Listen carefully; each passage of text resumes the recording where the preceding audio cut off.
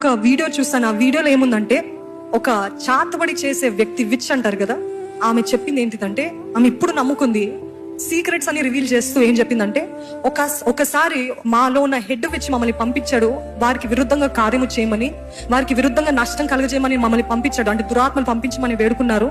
సరే అని పంపించినప్పుడు ఆ దురాత్మలు ఆ ఇంటి దగ్గర నుండి ఆ ఇంటి లోపలికి వెళ్ళలేకపోతున్నాయి. ఎందుకు అని మేము చాలాసేపు అయోమయమయ్యాము. దాని బయట ఉంటున్నాయి కానీ లోపలికి వెళ్ళలేకపోతున్నాయి. మరలా మా దగ్గరికి తిరిగి వచ్చేస్తున్నాయి.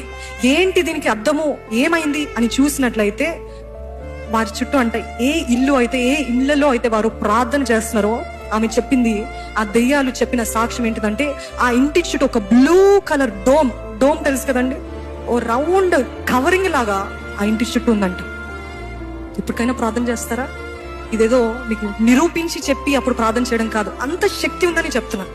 What am I trying to say? Your prayers have that much power. అంత శక్తి ఉంది.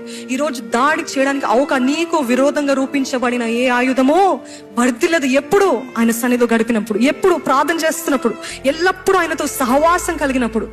వారము ఏదో అవసరతకి గ్రోసరీ స్టోర్కి వెళ్ళినప్పుడు ఎలాగైతే కొనుక్కుంటారో అలా కాదండి ప్రార్థన అంటే. దేవా ఇది చేయి మరలా వచ్చి మరలా ఎప్పుడు కష్టం వస్తుందో అప్పుడు ప్రార్థన.